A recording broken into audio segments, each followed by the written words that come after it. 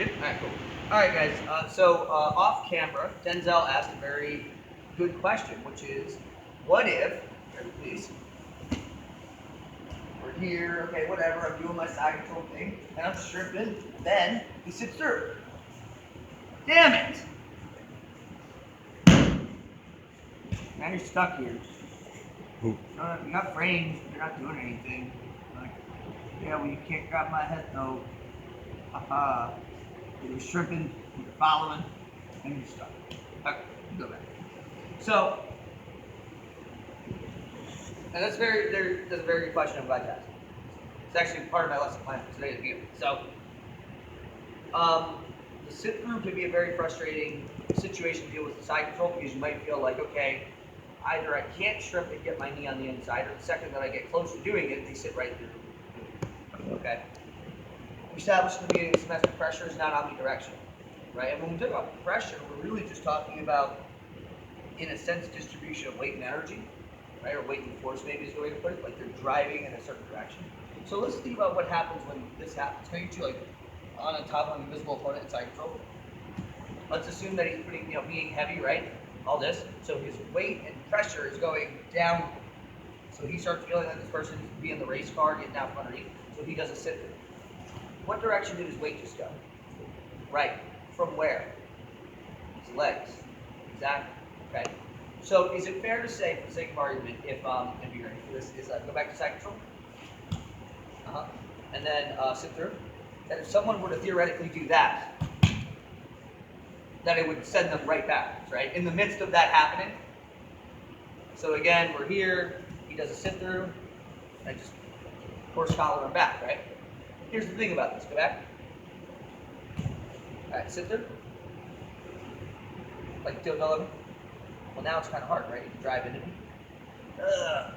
So if we go back one more time, he sits through. Very easy. Now I'm going to give you like a second, and I want you to really like hunker down. Good. All right, he sits through. Now I don't have it.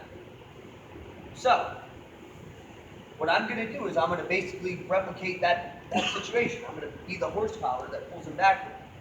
But the key here is I want to ride that momentum in the same way that if their weight is going way high on my head, way high on my head, way high on my head, I'm going to cooperate and try to roll them over in some way because their weight's way up here. Okay? Excuse me. I'm going to cooperate with his momentum and try to send him back. So the way I want to do this is actually pretty similar to what we've been working.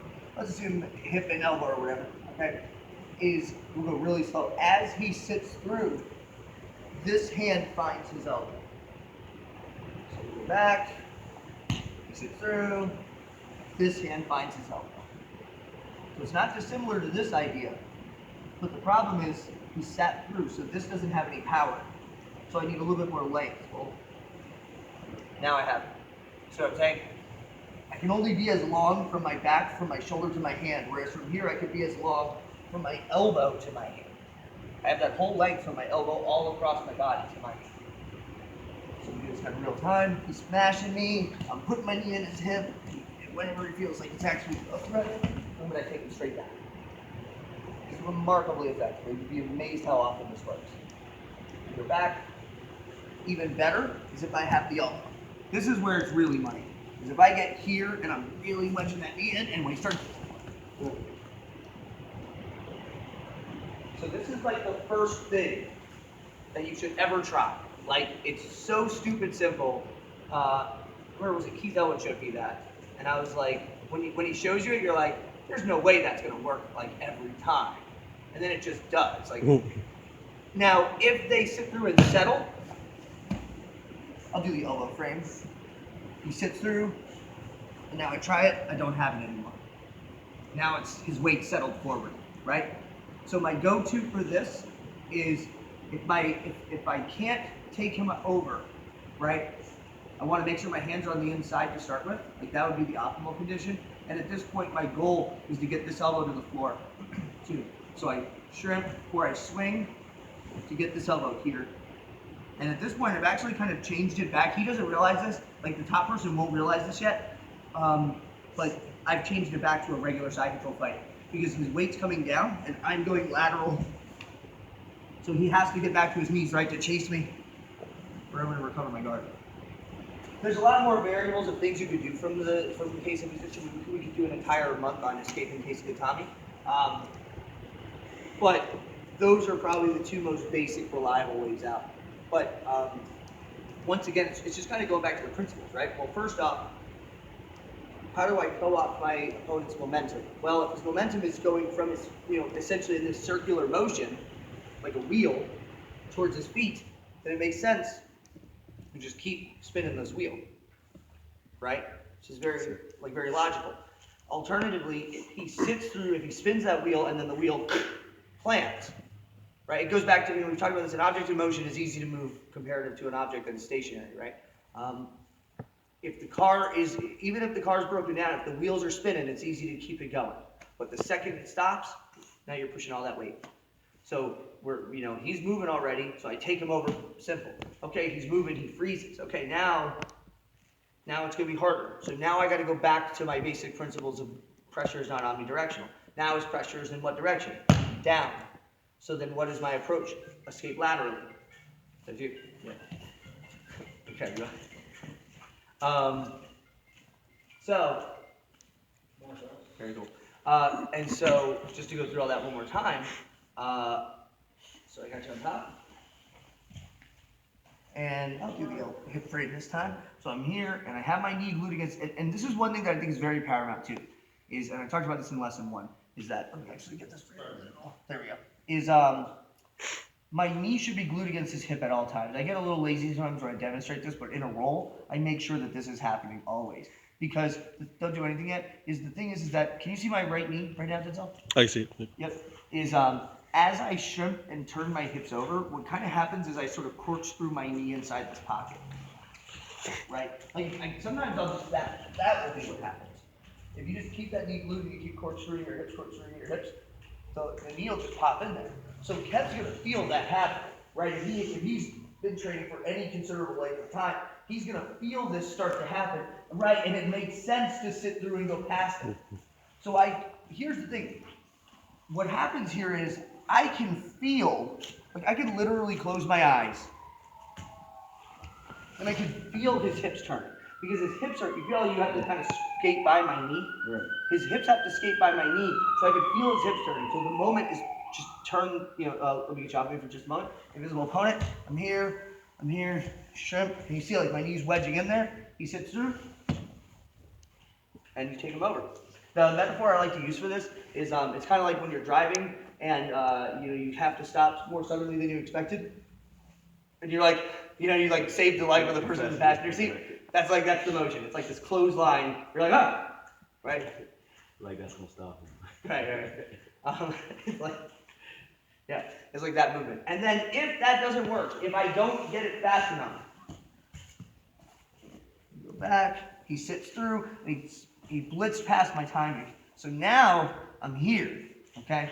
What I need to do is, as quickly as possible, find my hands to the inside. I do not want my arms outside. This forces me to have to use some more dramatic things because now I'm in a vulnerable state for submissions. So I want my hands on the inside immediately, right? My goal here is going to be nice and heavy on. My goal here is to get this elbow to the floor. If you could ask Kev, where's his pressure going? Down. It's smashing me down. So he's doing a good job. If I tried to sit up, of pinning me. But if my objective is to go that way, go ahead and be nice and heavy. It's actually like not restricting me from going that way very much. So that motion, let me get you off me for just one more moment. I'm here, bless you, is I swing my feet and drag that elbow behind me. And then I'm shrimping this sort of like hips, shoulders, hips, shoulders, hips, shoulders. And I'm going on that line. If I get you down, Kevin, and I've sat through, I'm here. Again, the pressure's down. If you could manage to swing enough to get this elbow to the floor, it's like, I'm gonna just keep my weight, strip away from me. It's like, I'm not actually heavy at all anymore, right? Because once he starts making his escape route that way, I kind of lose everything. Does that make sense, guys? Yeah, because I felt like but then when I just did it, It's like it's almost light. Like you didn't like. Yeah, well, and it's wild because it's like you'll feel. I'll do it more. So you're on top of me. Because I want you to hold me down as hard as you can. Like get this Kesa Gatame super strong, right? As long as this elbow's here, right? So you feel pretty solid there, right? Because I'm here,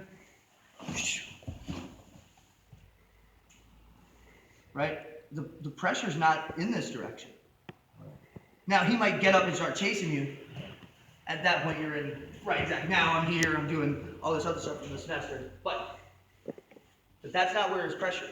His pressure is down here. Once I beat on, if I fight on a different plane, it's kind of like universal principle here is never fight your opponent on the plane of in which their positioning or attack is vital or viable. In the sense that his Kesa Gatame is strong on this sort of vertical line of down. So if I fight him on that straight line, that I'm fighting him on the line that his attack is strong, his positioning is strong. Don't fight him on that. Fight him on the line where it's not strong. Sideways. That's where it's not strong. There's all sorts of different ways we could take it. I mean, really, like, again, we could do an entire month on that. But does that make sense? Make sense?